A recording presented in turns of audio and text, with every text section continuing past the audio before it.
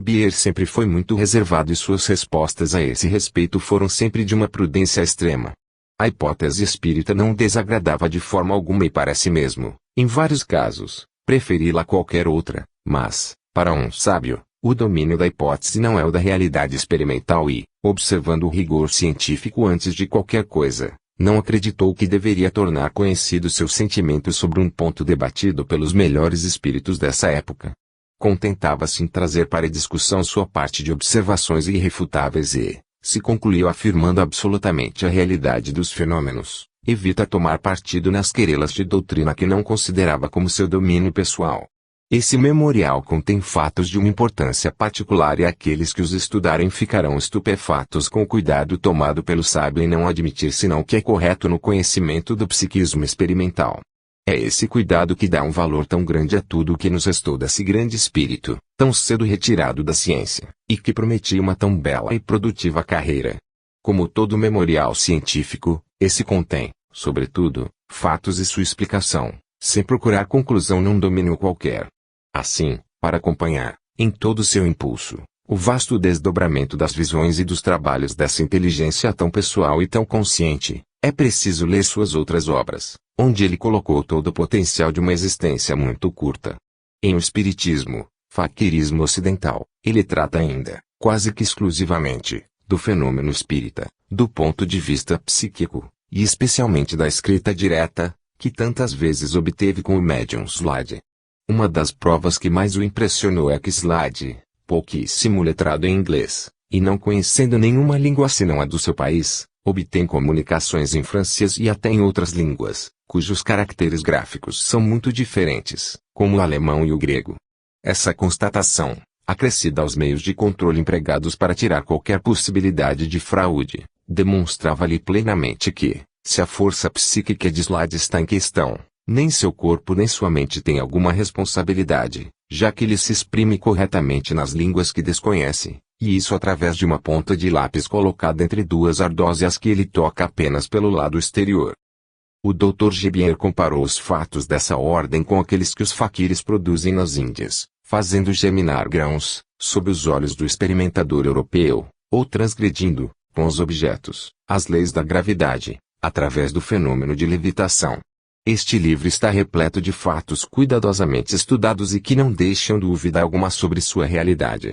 As experiências de William Crookes aí são também relatadas com a maior minúcia, pois os trabalhos de Crookes no domínio análogo, a minúcia do seu controle nas pesquisas, tão pacientes, dão ao Dr. Gebier uma confiança absoluta nos trabalhos espíritas do grande químico inglês.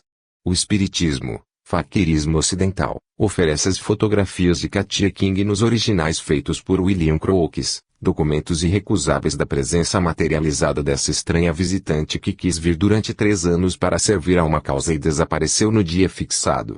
A análise das coisas entra no domínio mais filosófico e demonstra a similitude do microcosmo e do macrocosmo, do homem e do universo, segundo ritmos que ele não formou. Essa concepção serve ao Dr. Gebier para explicar muitas coisas que permaneceriam obscuras para nós sem esta visão mais transcendente que a ciência geralmente não se permite. Mas as consequências dessas premissas nos conduzem a uma maravilhosa visão do mundo, traçada com uma lógica miraculosa. O estudo do cérebro e de suas funções é, em particular, de uma clareza tão maravilhosamente evocadora, que é impossível vê-lo de outra forma, após o estudo desse livro. Mas não há apenas ideias e hipóteses na obra, há fatos e mais fatos. A obra precedente estudava, sobretudo, Slade. Nesta, o Dr. Gebier fez experiências com Homem Eglinton e lhe é impossível não reconhecer que tudo o que foi dito sobre esses admiráveis médiuns é perfeitamente exato. Reconhece a personalidade psíquica do homem, o desdobramento, tudo o que para os sábios oficiais parecia alucinação ou prestidigitação e, longe de obstinar-se contra esses fatos observados, toma-os como tese para ir mais longe, para procurar as consequências dessas descobertas que tendem a nada menos do que remoralizar o mundo atual. Henry D'Urville. Introdução. Parece que estamos destinados a ser, dentro em breve, testemunhas de coisas bem estranhas.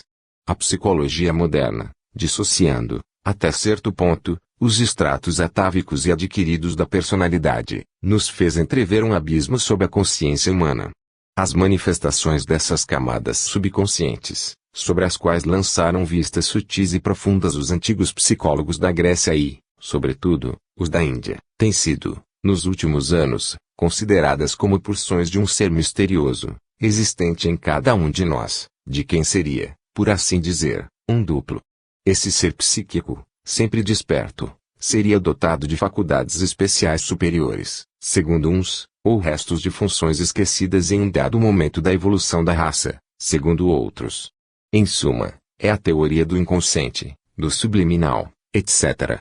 Ainda que grande número de sintomas anormais observados neste e diferentes estados hipnóticos, sonambúlicos e medianímicos possam adaptar-se, de um modo geral satisfatório, ao quadro desta teoria, existem outros sintomas que não podem ser aplicados, logicamente, ao mencionado quadro e é a respeito de certos sintomas ou fenômenos desta última categoria que tenho a honra de pedir a atenção dos modernos psicólogos. Antes de começar a descrição de minhas observações, recordarei que há 15 anos publiquei minhas primeiras investigações sobre os fenômenos psíquicos. Tais investigações referem-se, principalmente, à escrita direta obtida sobre uma ou entre duas lousas. Esse fenômeno foi observado, com todas as precauções requeridas, por meio de uma experimentação rigorosa, realizada no decurso de numerosas sessões que possivelmente chegam a 500.8. Desde então tive oportunidade de ver um certo número de médiuns e de fazer experiências com eles. A América do Norte, onde o espiritismo forma uma espécie de religião organizada no modelo de numerosas seitas que vivem umas ao lado das outras, é particularmente favorável ao gênero das investigações em questão, pois os médiuns de ambos os sexos são bem numerosos. Uns são profissionais, outros não e estes se prestam ao estudo das suas faculdades em círculos íntimos. Há mais de 10 anos vivo nos Estados Unidos da América e durante esse tempo fiz experiências com diversas pessoas dotadas de várias espécies de mediunidade. Neste trabalho proponho-me a descrever duas classes de fenômenos que observei com uma médium de materialização, a saber, primeira, materializações de espíritos, e segunda, penetração da matéria ou desmaterialização. Fui também testemunha das manifestações chamadas psíquicas, mas isso se deu fora de minha residência e não as assisti cheio de preconceitos, procurando tomar todas as precauções possíveis a fim de não ser vítima de fraude, já que o assunto se presta a imitações. Portanto, não fiz caso dos fatos senão quando pude fiscalizá-los, verificá-los pessoalmente em meu laboratório, sempre na presença dos preparadores que me secundam nos meus trabalhos habituais de biologia e cuja acuidade de observação me é familiar e, em certas ocasiões, assistido por reduzido número de pessoas estranhas à ciência mas cuja seriedade me é bem conhecida. 10. A médium, com a qual observei os fenômenos que vou descrever, será designada pelo nome de Salmon. É uma senhora americana com a qual tenho feito muitas experiências de 10 anos para cá. Em diversas ocasiões residiu em meu apartamento no Instituto Bacteriológico de New York, em espaços de tempos que variam entre alguns dias a um mês. Devo dizer que todas as vezes que fiz experiências com a senhora Salmon dei-lhe uma importância estipulada antecipadamente, visto que a mesma, sendo desprovida de recursos, não podia dispor, graciosamente, de seu tempo. Essa particularidade, longe de prevenir-nos contra ela, deve, ao contrário, ser considerada como uma condição favorável, pois, em certa ocasião em que se achava bastante necessitada de dinheiro, permaneceu muitas semanas no instituto sem conseguir obter manifestações de importância, não obstante terem as regras experimentais sido as mesmas das outras sessões anteriores. Foi preciso empregar toda a persuasão imaginável por parte de minha família para se conseguir retê-lo e dar-lhe consolo pelo fracasso experimentado, devido, provavelmente, a uma espécie de crise neurastênica pela situação pecuniária de dificuldade em que se achava naquele momento. Quando se encontrava a sós, entregava-se ao pranto e fazia preparativos para regressar ao seu lar.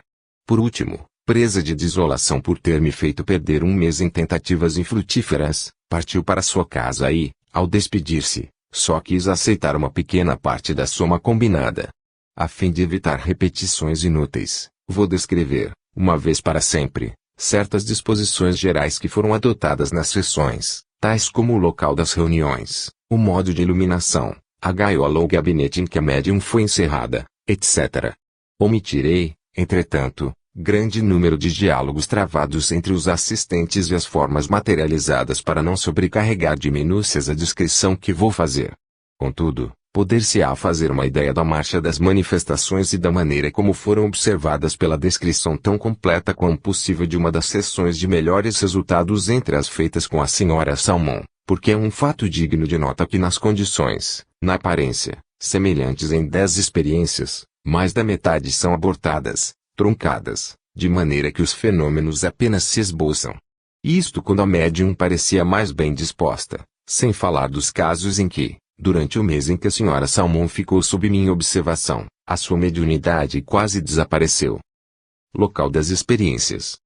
Conforme disse acima, só tenho por válidas as sessões realizadas sob minha estrita fiscalização. Essas experiências se realizaram quer em New York, numa dependência de meu laboratório, transformada para o caso, quer nas montanhas de Ramapo num local que mandei dispor para esse fim e a 1 hora de distância da cidade, de trem. Em geral, no gabinete ou na gaiola, que descreverei mais adiante, não havia senão assentos para os assistentes e, em algumas ocasiões, uma mesa nas quais eram colocados diversos instrumentos, fonógrafos, dinamômetros, aparelho fotográfico, máquina elétrica, etc. Iluminação do aposento. Durante as experiências de materialização, a sala só era iluminada por uma lanterna colocada no soalho, na extremidade oposta em que ficava a médium e por detrás dos assistentes, mas de maneira que a sua claridade não impedisse de serem vistos. Os assistentes não projetavam, assim, nenhuma sombra no aposento. A lanterna estava encerrada numa caixa de madeira aberta na parte anterior e fechada por um vidro de cor azul adaptado de modo a poder subir e descer segundo se precisava de maior ou menor quantidade de luz. No princípio, empreguei a lâmpada de azeite, depois a substituí por um bico de gás acetileno, cuja viva claridade era diminuída por uma folha de papel branco sem goma, aplicada em cima do vidro azul. A tampa movediça era acionada por meio de um cordão que descia desde o teto, onde passava por umas escápulas e cuja extremidade, equilibrada por um contrapeso, ia dar no gabinete, entrando na parte superior. Essa extremidade do cordão ficava fora do alcance da médium, quer ela estivesse dentro da gaiola quer atada dentro do gabinete. Tal disposição permitia as forças, que desprendiam desta e se organizavam em projeções personificadas, regular a luz segundo o grau de desenvolvimento e poder. Gaiola provida de gabinete. Algumas de minhas experiências foram feitas com o emprego de uma gaiola completada por um gabinete atapetado, outras com um gabinete especial sem gaiola. A gaiola compõe-se de 5 paredes de grades metálicas, assente sobre um estrado ou base de madeira, e de uma porta da mesma construção, munida de dobradiças e de uma fechadura de cadeado. As 5 paredes, 3 lados, fundo e teto, são formadas por esquadrias de madeira, revestidas de uma forte rede de fios de ferro galvanizado, formando malhas quadradas de 12 a 15 milímetros de lado, através das quais se pode passar a extremidade do dedo mínimo. Os fios que formam essa grade têm cerca de 1,5 milímetros de diâmetro e estão todos soldados entre si, a zinco, por meio da galvanoplastia. Essa rede metálica está fixada pelo lado de fora dos quadros de madeira por meio de travessas cravadas e as dobradiças da porta igualmente estão aparafusadas pelo lado de fora. Os quadros se acham reforçados, na parte média, por uma travessa de madeira e são entre-se ligados por um sistema de compridos parafusos cujas cabeças ficam na extremidade da gaiola logo que ela é montada. Quando a gaiola está fechada com o cadeado, pode considerar-se impossível a um homem robusto sair dela só com auxílio das mãos. É preciso dizer que, se fosse praticada, numa das paredes ou da porta, uma abertura suficiente para dar passagem a uma pessoa, isso não poderia executar-se sem fazer-se ruído, nem deixar sinais. Na parte superior da gaiola estão fixadas, por meio de escápulas, 2 barras metálicas que se estendem horizontalmente seguindo as bordas anterior e posterior, até 1 metro ao lado direito da gaiola. Para cobrir inteiramente a gaiola, a fim de impedir que penetre nela o mais tênue raio de luz, utilizam-se grandes e pesadas cortinas que por meio dos 2 braços horizontais podem se correr pela parte direita. O conjunto forma uma espécie de gabinete cuja fachada tem o dobro de comprimento da gaiola, ou por outra, trata-se de uma gaiola fechada que tem, na sua parte direita, um gabinete quadrado coberto por uma cortina. As dimensões da gaiola são as seguintes. Altura: 2,04 metros. Profundidade: 0,94 metros. Largura da porta: 0,87 metros.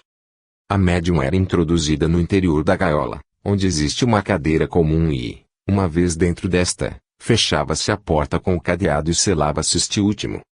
Descrição do gabinete de madeira. Por motivos que exporei mais adiante, as experiências feitas com a gaiola foram abandonadas e, por indicação de um dos guias, foi construído um gabinete de madeira num canto da sala, onde essas experiências se realizavam. Esse gabinete é fechado em todos os lados, salvo uma abertura de 1,88 metros de altura por 0,51 metros de largura, fazendo face à lanterna colocada na outra extremidade do aposento, a uns 5 metros do gabinete. Além de ser de madeira, o gabinete é forrado, tanto interior como exteriormente, com um pano escuro, enquanto que um reposteiro da mesma cor, composto de 2 cortinas, podendo abrir-se ao meio, fecha a referida abertura. Desse modo, o interior do gabinete fica na mais completa escuridão, qualquer que seja a intensidade de luz procedente do exterior. Uma obscuridade ainda mais completa que a da gaiola era necessária no gabinete em que a médium ficava, pelo menos a senhora Salmão, mesmo quando na sala dos assistentes era possível conservar uma luz suficiente para ver as horas de um relógio comum ou tomar notas à medida que se iam produzindo os fenômenos. As dimensões do gabinete são as seguintes. Largura da abertura: 0,51 metros. Altura: 1,98 metros. Largura: 1,57 metros. Profundidade: 1,02 metros. Espessura: 0,02 metros. A abertura, fechada, segundo disse, por uma cortina, se acha situada à direita do gabinete na extremidade de sua face anterior. A 0,03 metros de intervalo da parede anterior, 1,08 metros do solo e 0,49 metros da face esquerda da abertura, ou seja, a 1 metro da extremidade direita e 0,57 metros da extremidade esquerda do gabinete, foram feitos 2 buracos de 0,01 metros de diâmetro. Esses buracos serviam para atar a médium, conforme veremos mais adiante. Para trás e à direita, sobre o teto do gabinete, fez-se outro buraco de 0,01 metros de diâmetro com o fim de deixar passar a corda que se ligava à porta corrediça da lanterna. Devo, enfim, acrescentar que as tábuas dessa construção são ajustadas por meio de entalhas e consolidadas por travessões que abraçam toda a peça, tanto em cima como embaixo, e que estão pregados sobre tábuas. Fenômenos de materialização observados fora da gaiola em que está a médium. Uma vez encerrada a médium dentro da gaiola, fechado o cadeado a chave S em meu poder, colocou-se um selo do correio, de 14 centavos, sobre a abertura do cadeado e 2 selos mais sobre a junção da porta, um deles a 0,40 metros por cima da parte central de cada cadeado e o outro a igual distância por debaixo. 13 A médium sentou-se tão confortavelmente como possível na cadeira colocada na gaiola defronte de nós. Os assistentes tomaram assento em semicírculo, ao redor da gaiola. Sentei-me tão perto quanto possível da extremidade direita do gabinete. Até esse momento os preparativos foram feitos em plena luz do gás, que foi em seguida apagada. Preparadas assim as coisas, primeiramente ficamos surpresos com a brusca diminuição da luz, mas, ao cabo de alguns segundos, começamos a distinguir os objetos que nos rodeavam e os rostos de cada um dos assistentes, assim como as suas mãos e as partes claras das vestes, até que, dentro de breve tempo, principiamos a ver tudo de maneira satisfatória. 14 Nessas condições e após uma espera que variou de alguns segundos até muitos minutos, vimos se produzirem os seguintes fenômenos. Vozes de timbres diferentes, partindo, não da gaiola, mas do gabinete situado ao lado. Primeiramente foi uma voz de menina dando boas noites. Procedia de um dos guias da médium, que disse chamar-se Maldi, diminutivo de Maud. Uma voz ora séria, ora jovial. Logo nos saudou, com voz de baixo, o outro guia, que disse chamar-se Elan.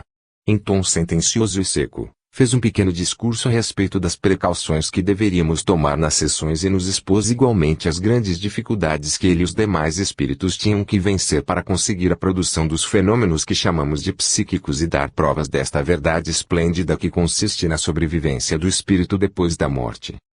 2 Em diversas ocasiões, mãos brancas e finas, às vezes bem grandes, e uma diáfana, apenas visível, acompanhando a outra de aparência mais material, em nada parecida com a da médium, que é curta e grossa, deslizaram desde o alto do gabinete até a sua parte média.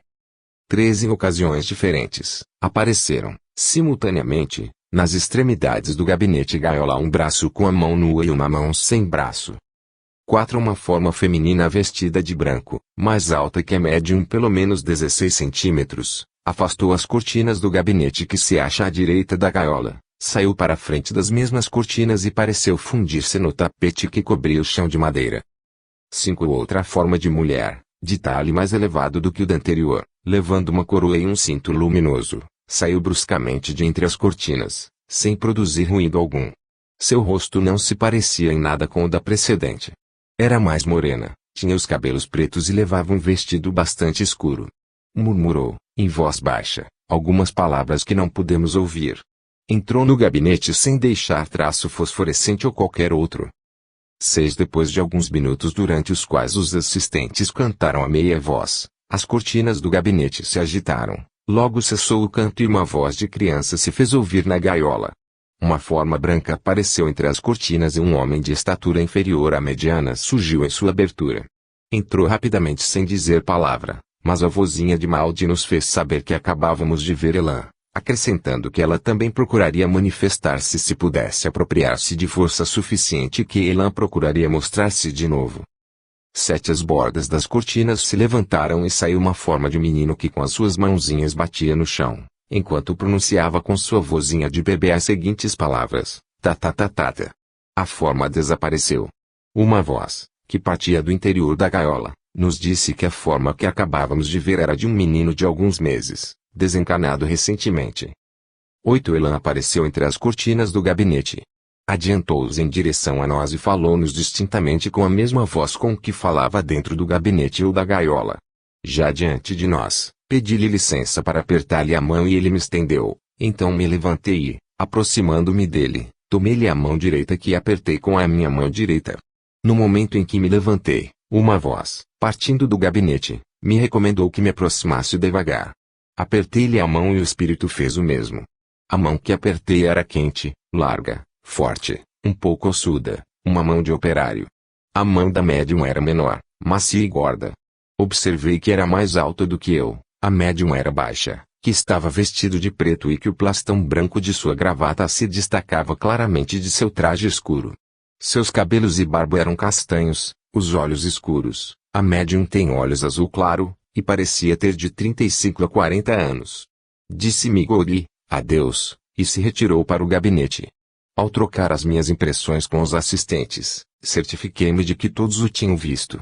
Ainda que nos tivesse interessado o que viramos, não chegamos a ficar emocionados porque a maioria de nós havíamos visto fenômenos mais ou menos semelhantes a esses. 9. Depois da aparição precedente, uma vez restabelecido o silêncio, ouvimos a voz de Maldi, primeiramente na gaiola e depois no gabinete. Imediatamente apareceu entre as cortinas a cabeça de uma menina graciosa de uns 8 anos. Ao fazer o seu aparecimento, gritou, Gorvening Bugabou. Boa noite, papão. Logo abriu as cortinas e se pôs a correr dentro do espaço de 1,50 metros que separa o gabinete do lugar que uma senhora ocupava e da qual segurou as mãos. Em semelhante posição permaneceu um instante, depois se foi correndo para o gabinete, no qual desapareceu. 10. Muitas outras aparições se mostraram ainda. Entre outras, uma mulher que disse ter perdido a vida durante o naufrágio e se mostrava com as roupas molhadas. Muitos de nós a tocamos e efetivamente pudemos verificar que estava empapada d'água. Essa forma de mulher expressava-se em francês. 11. Outra forma de mulher, que aparecia em quase todas as sessões que tivemos com a senhora Salmon, dizia chamar-se Musique e pronunciava-o à maneira espanhola ou italiana. Tinha a aparência de cigana e pedia sempre que lhe desse uma guitarra. Quando esse instrumento se achava em seu poder, segurava-o em posição e, com a unha do indicador, rasgava as cordas durante 15 ou 20 segundos, depois desaparecia, levando a guitarra para o gabinete ou deixando-a na porta da entrada do mesmo. Abster-me-ei de descrever, com maiores detalhes, essas aparições, porque se produziram com maior ou menor semelhança em outra sessão que descreverei com minúcias ainda maiores. Nas experiências com a gaiola se produziu um fenômeno especial que narrarei detalhadamente. Passagem da médium através da porta da gaiola. Quando a referida sessão se prolongava já pelo espaço de 2 horas aproximadamente, ouvimos todos a voz de Maldi falando do interior da gaiola, dizendo-nos que as forças da médium estavam esgotadas e que por isso as manifestações iam terminar. Logo que Maldi acabou de falar, ouvimos a voz de baixo de Elan dirigindo-se a mim nestes termos: vinde receber a nossa médium, que vai sair e que carecerá de vossos cuidados. Julgando eu que já era tempo de abrir a porta da gaiola a libertar a médium, que estava presa nesse pequeno recinto desde o começo da experiência, e a dar mais luz, quando a mesma voz de baixo me disse: não aumentem a luz antes que a médium tenha saído. Como não estava prevenido do que ia passar-se, avancei então para a gaiola a fim de abrir-lhe a porta, cujas grades senti através das cortinas. Nesse instante, repeliram minha mão suavemente, mas de uma forma irresistível, e vi a cortina tornar-se túrgida como se sob a pressão de um corpo volumoso. Então segurei esse volume que se apresentava diante de mim e fiquei deveras surpreendido ao reconhecer que tinha em meus braços uma mulher desmaiada. Tratei logo de a desembaraçar da cortina que a cobria, porque a senhora Salmão, pois era ela, ia cair se eu não a houvesse sustentado. Sem perda de tempo, instalei-a imediatamente em uma cadeira, onde as senhoras presentes ajudaram-na a voltar a si, sem desperdiçar um minuto, e enquanto um dos meus ajudantes acendia o gás, apalpei a gaiola e particularmente a sua porta, onde nada observei que me chamasse a atenção. Logo que todas as lâmpadas foram acesas, examinamos as cortinas do gabinete e as encontramos no mesmo estado em que se achavam no princípio da experiência. As cortinas foram então levantadas, a porta da gaiola e todas as malhas da grade rigorosamente examinadas, em suas diferentes paredes, tudo estava absolutamente intacto. Da mesma forma, os selos colados na fechadura do cadeado estavam todos tais quais haviam sido fixados, depois de ter sido a médium fechada na gaiola. Tirei a chave do bolso direito de meu colete, no qual a havia guardado, e abri-la. As dobradiças da porta funcionaram livremente e assegurei-me de que não haviam sido deslocadas. De resto, durante a sessão, eu havia ficado a menos de 1 metro de distância da porta da gaiola, cujos menores movimentos teria percebido, pois escutava atentamente os sons que pudessem sair dela. Nenhum ruído, nenhum movimento suspeito tinha sequer chamado a minha atenção e em especial quando a médium havia sido transportada através da porta da gaiola, de modo que tanto eu como todos os assistentes, conforme igualmente declararam, não ouvíramos o menor barulho. Tal é o notável fenômeno de que fui testemunha em 2 experiências diferentes, feitas em meu laboratório, com apenas alguns dias de intervalo, assim como em uma terceira vez, num local fora de minha residência. A senhora Salmão já não se presta à experiência da gaiola, desde que o hemoptise parece ter sido a consequência que da ilha de veio. Seus guias ou protetores lhe teriam mesmo proibido o emprego da gaiola metálica como meio de test science, sessão de experiência, e não lhe permitem agora senão o uso do citado gabinete de madeira. Experiências com o gabinete de madeira. Numerosas foram as experiências feitas com a utilização do gabinete de madeira, mas nem todas elas foram coroadas de igual êxito, pois durante um mês seguido deram resultados quase nulos. Narrando uma das melhores sessões que temos tido, creio poder dar uma ideia suficiente do gênero de fenômenos obtidos com a médium. Em todos os casos, sem exceção, as precauções tomadas foram as mesmas de sempre e, em suma, a descrição feita para uma experiência pode ser aplicada a todas as outras. Todavia, antes de fazer o relato da sessão padrão, na qual a médium se achava atada no próprio gabinete, mencionarei este fato que, em muitos casos, a médium ficava com 2 outras pessoas, não no interior, mas fora e na porta do gabinete. A médium colocava as mãos sobre o braço esquerdo da pessoa que ficava no meio e, sobre essas 3 pessoas assim dispostas, fazendo face aos assistentes, colocava-se uma cortina de cor escura, de maneira a não deixar ver senão a cabeça. A luz era regulada como nas outras sessões. Nessas condições, todos nós víamos mãos de diferentes tamanhos saírem do gabinete e acariciarem as cabeças ou os ombros das pessoas colocadas à direita da médium. Como alternadamente por sua vez cada uma ia ocupar essa posição junto da médium, me tocou a vez, fui, colocando-me no meio, ficando a médium à minha esquerda e uma pessoa à minha direita. A médium colocou a mão esquerda sobre o meu antebraço esquerdo e a mão direita sobre o meu braço esquerdo. Decorrido 1 minuto, senti-me tocado no ombro direito por uma grande mão de homem e, logo em seguida, uma pequena, fria, de criança, me deu palmadas no lado direito do pescoço, e essas 2 mãos foram ambas vistas pela pessoa colocada à minha direita. Sem perder um momento, pedi à médium para me tocar no pescoço com as mãos, as quais logo retirou de meu braço, tocando meu pescoço, quando verifiquei que tinha as mãos quentes. Por cima de minha cabeça apareceu um rosto que foi visto pelas pessoas sentadas à minha frente. Vários objetos foram retirados do interior do gabinete e passados por entre as nossas cabeças. Ouvimos ressoar, fortemente e repetidas vezes, as cordas de uma viola pousada sobre uma mesa no gabinete a mais de 1 metro atrás da médium. Depois esse instrumento foi passado por entre as duas pessoas que se achavam sentadas no lado direito da médium. Como nesse momento eu estivesse sentado defronte do gabinete, tomei a viola e senti uma certa resistência quando a puxei para fora.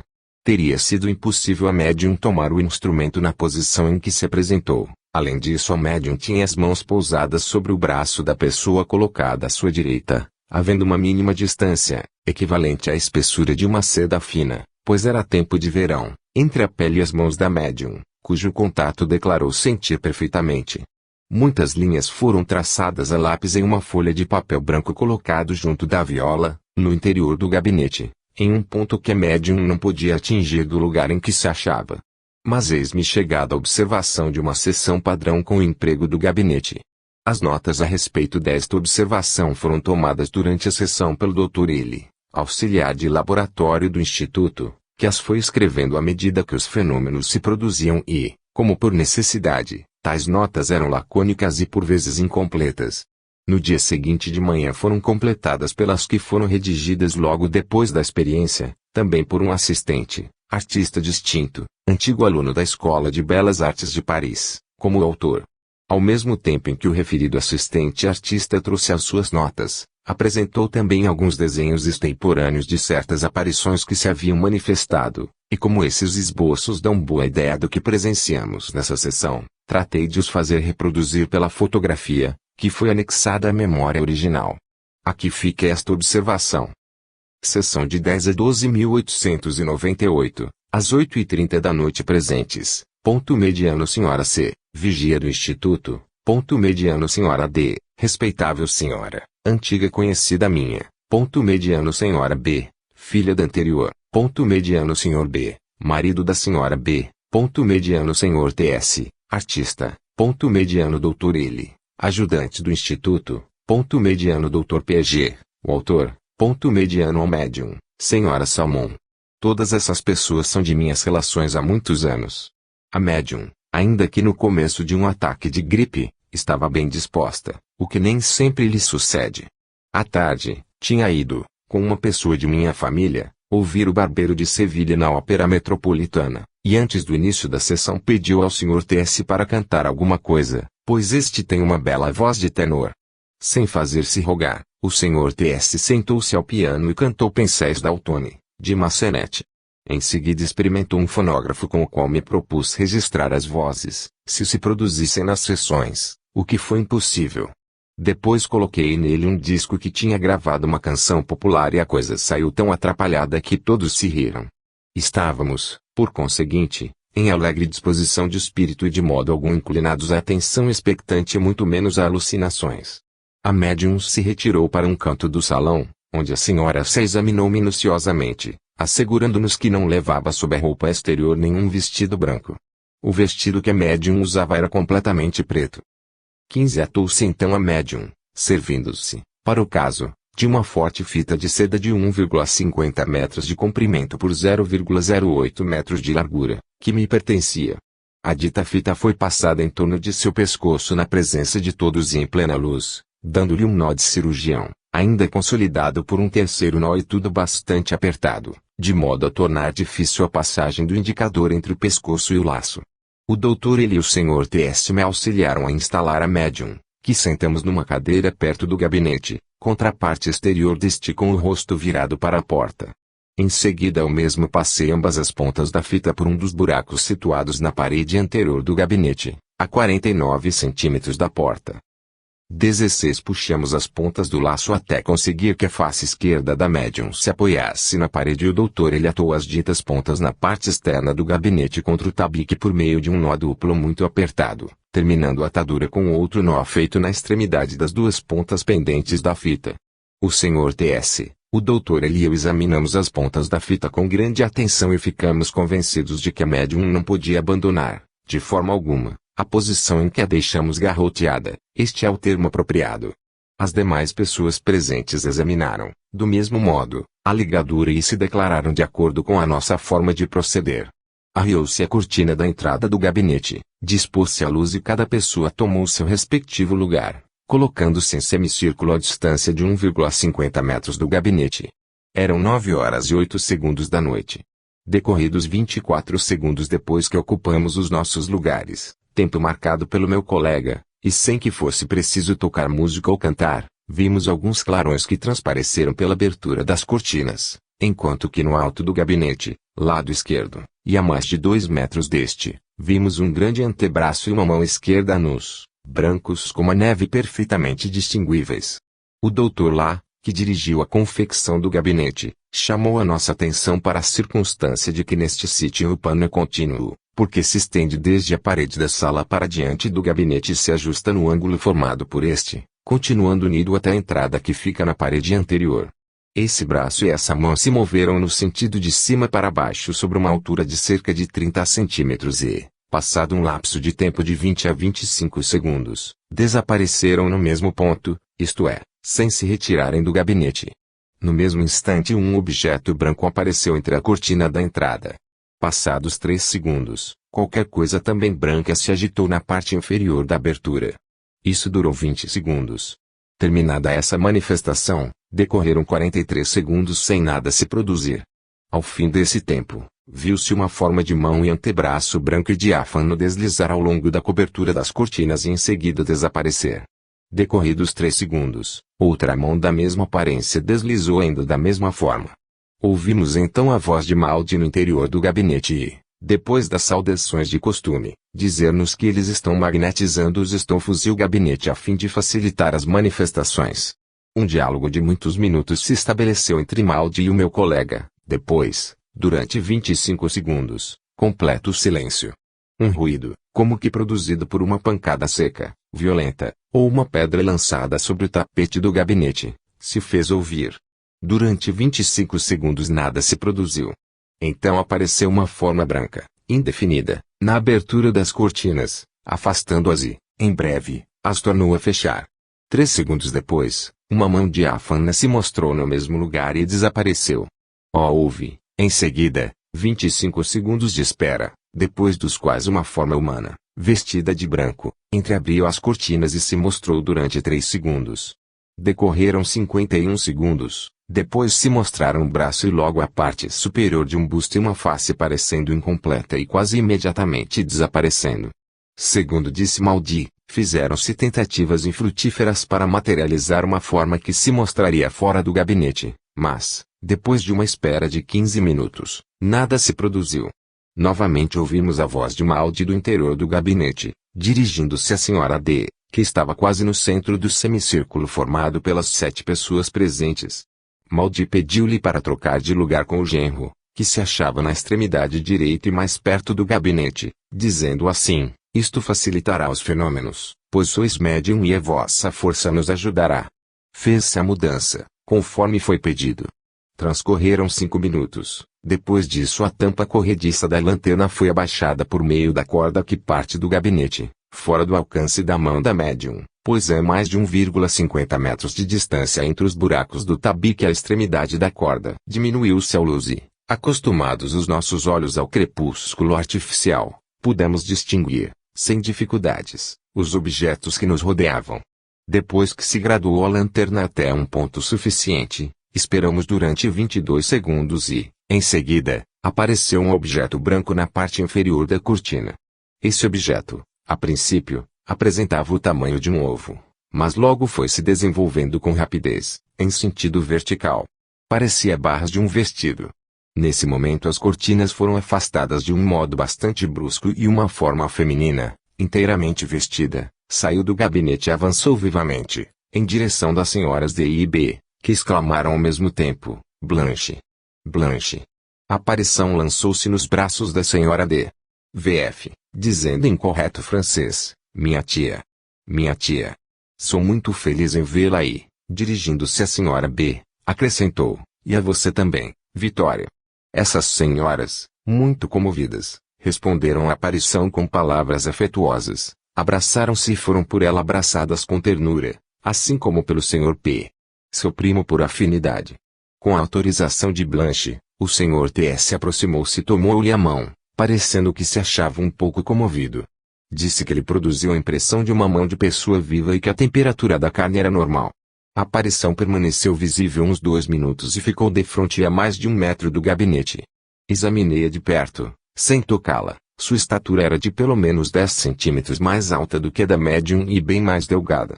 A voz do espírito era fraca e um pouco sibilante, nada se parecendo com a da médium, que, ademais, não sabia 2 palavras do francês. Levava a cabeça coberta por um véu de comungante, ainda que deixasse o rosto a descoberto, podendo-se apreciar que este era cheio e moço e aparentava ter uns 20 a 25 anos, sem apresentar nenhuma semelhança com o da médium, cuja idade é de 50 anos.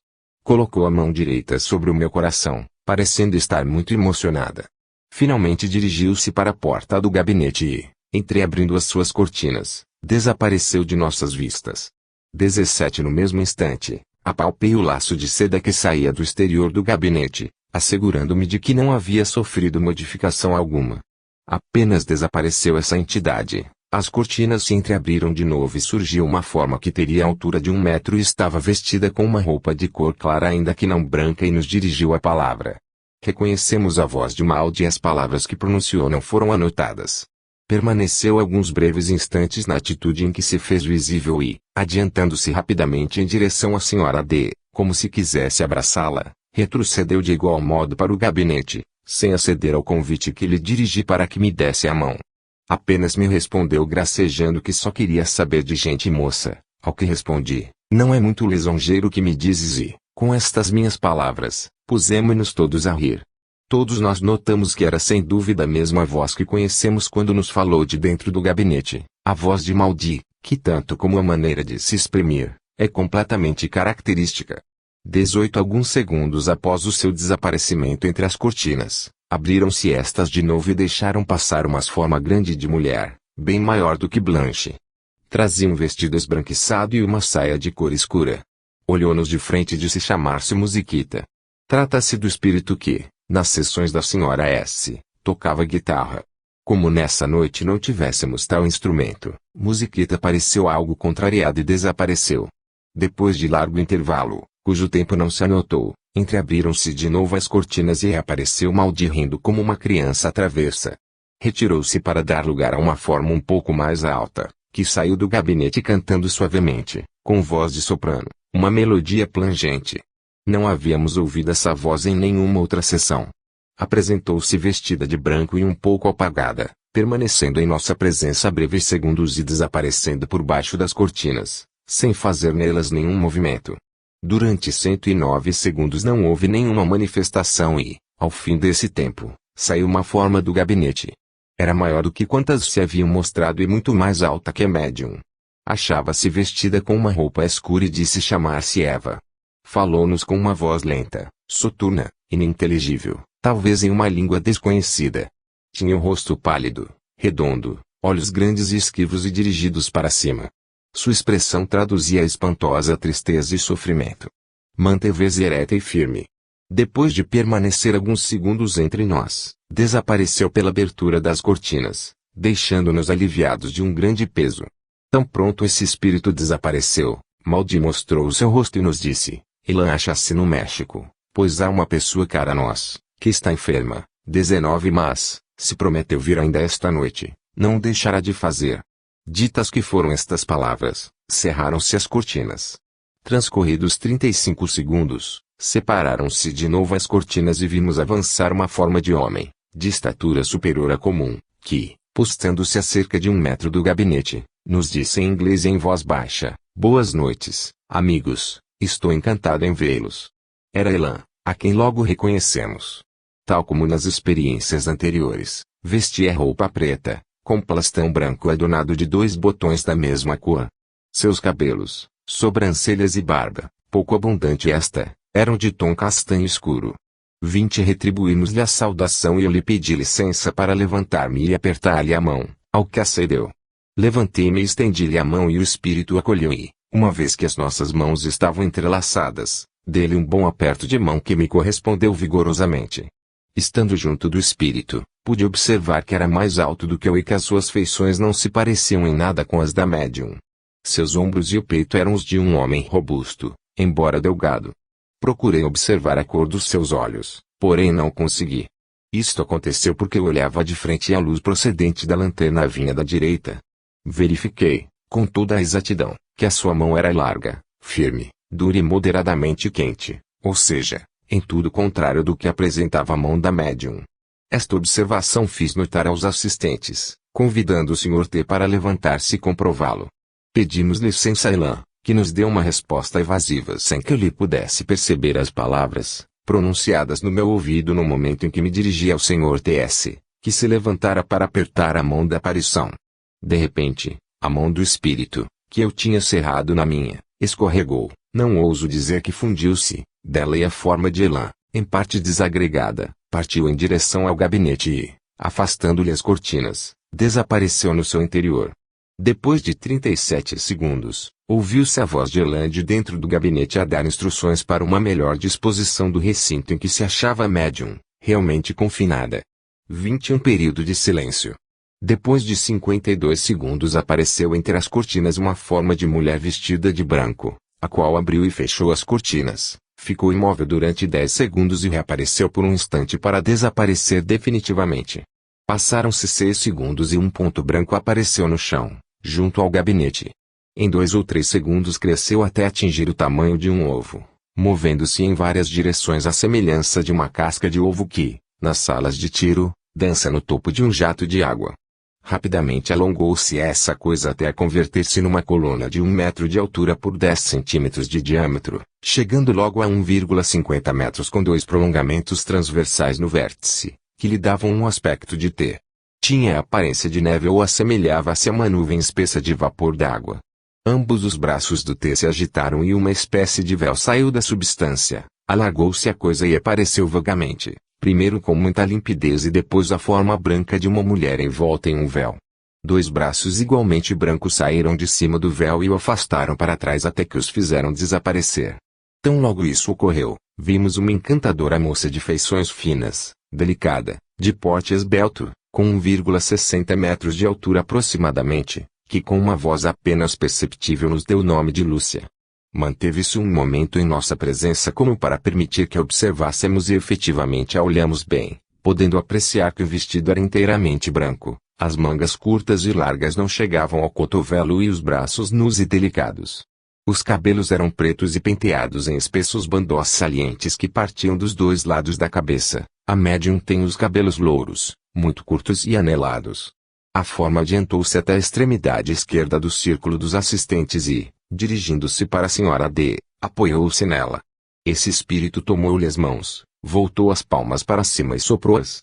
No mesmo instante, como se do sopro se houvesse originado uma influência mágica, partiu das mãos da senhora D um pedaço de Rendeutule, 22 que se elevou por cima de nossas cabeças enquanto ouvíamos o sopro, forte, regular e contínuo que parecia proceder de uma máquina ou de um folhe de forja.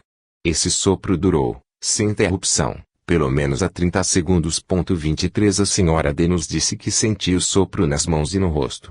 A forma tomou esse véu nas mãos, levantou-o por cima da cabeça, posição que parece própria para condensá-lo, e, depois de desdobrá-lo, nos cobriu com essa nuvem ondulante de tecido leve.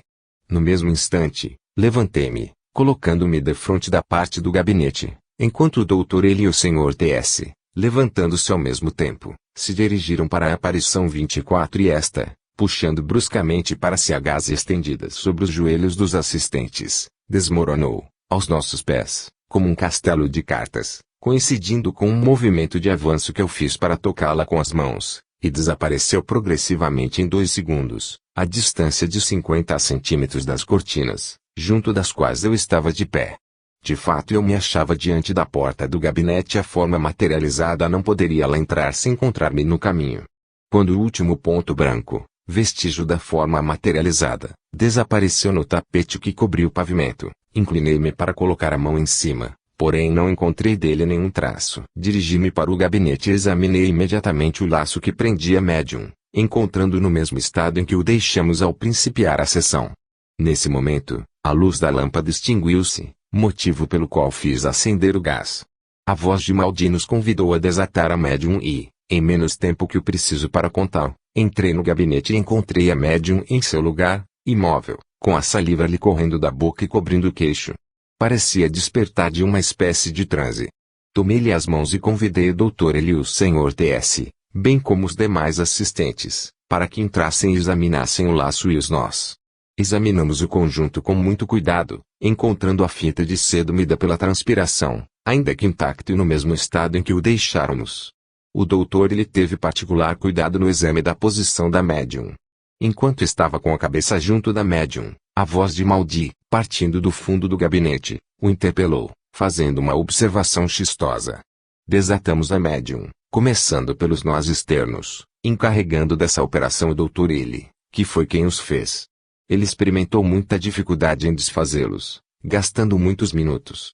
O Sr. T.S. segurou as duas pontas da fita enquanto eu as puxava para o interior, a fim de as impedir de torcer-se, ajudando, demais, a médium a sair do gabinete. A médium apresentava um aspecto extenuado, com o rosto pálido, decomposto e coberto de suor, as pálpebras inchadas e o olhar vago. Posta na direção da luz, todos os assistentes viram um laço estreitamente atado em torno do seu pescoço pelos 3 nós que se fizeram no início da experiência. A fita foi por mim desatada e examinada com todo cuidado, achando-a eu intacta. Eram 10h48 da noite. O tempo que não se anotou foi gasto na produção dos fenômenos de materialização e nos diálogos sustentados entre os experimentadores. As observações dessa sessão foram lidas no dia seguinte, na presença das pessoas que haviam assistido. O seguinte atestado foi escrito e firmado à margem da última página. Declaramos que lemos as notas juntos e certificamos a sua exatidão. New York, 12 de dezembro de 1898. Assinados: Carolina D., Victoria B., CNC, Thomas S., Charles B., Doutora A., Dr. P.G., Salmon, a médium. Notas e observações gerais. A. Observações sobre as vozes. Embora características, essas vozes tinham, às vezes, entonações que faziam lembrar a da médium e outras vezes diferiam completamente dela.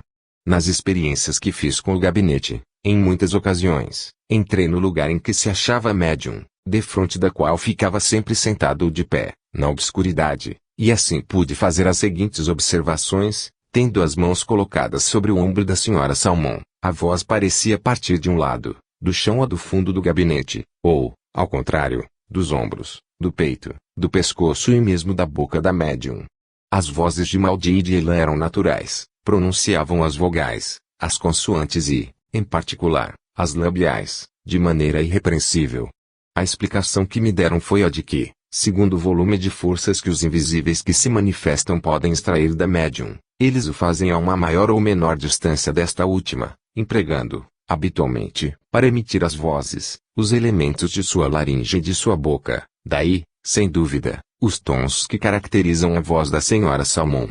Da mesma forma, os invisíveis empregam os elementos dos outros órgãos para as materializações correspondentes e daí provém a necessidade de algumas vezes falarem pela própria boca da médium, cujos órgãos adaptam a sua própria voz.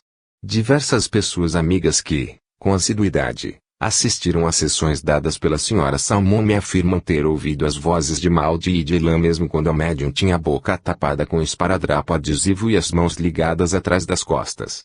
Por 2 vezes tentei a mesma experiência, mas não obtive êxito. As mesmas pessoas me asseguram também que ouviram 2 ou mais vozes ao mesmo tempo. Quanto a mim, nunca ouvi senão uma voz de cada vez. O que tenho, porém, como coisa certa é que ouvi essas vozes isoladamente, fora do gabinete em que a médium estava encerrada e fora da gaiola onde ela se achava fechada à chave e que as vozes procediam de vultos cujos lábios deixaram escapar os sons das palavras pronunciadas. Os diversos ensaios que fiz em meu laboratório para registrar as vozes em um disco de fonógrafo foram, até o presente, infrutíferos. Todavia algumas pessoas me disseram que deram resultado com outros pesquisadores mais felizes. B. Observações sobre Maldi ou Maldi é diminutivo de Maldi. Essa entidade só fala o inglês. Conta ela que há cerca de 45 anos, ainda criança de berço, fora massacrada, juntamente com toda a sua família, pelos índios, na região que então se chamava Faroeste. Há 10 anos, perguntei-lhe como é que a sua aparência não denotava mais idade, visto que falecera já há tanto tempo. A resposta foi que, em primeiro lugar, a morte não existia e que havia apenas uma mudança de condição e, em segundo lugar, que no mundo dos espíritos a evolução não é tão rápida como neste mundo. Como desde então essa forma não mudou de modo apreciável de estatura, de maneiras, de linguagem, sendo este último fato um pouco mais sério, novamente lhe formulei, há alguns meses, a pergunta já feita. Desta vez deu-nos uma resposta diferente, cujo valor, bem como da primeira, não discutirei, a saber, que, tendo adotado a aparência sob a qual se mostra e fala há 25 anos, é conhecida sob essa forma pelos seus amigos espíritos. Além disso, acrescentou que lhe é mais fácil continuar a manifestar-se sob a forma que já é familiar do que materializar-se com a aparência de mais idade, porque isto modificaria condições e exigiria mais força. Sua voz é bem a de uma criança de 6 a 8 anos, com as imperfeições de pronúncia e de construção de frases que se notam nas crianças dessa idade. Nas ocasiões em que fala muitos minutos seguidos, a sua voz apresenta, de tempos em tempos, entonações que fazem lembrar as da médium.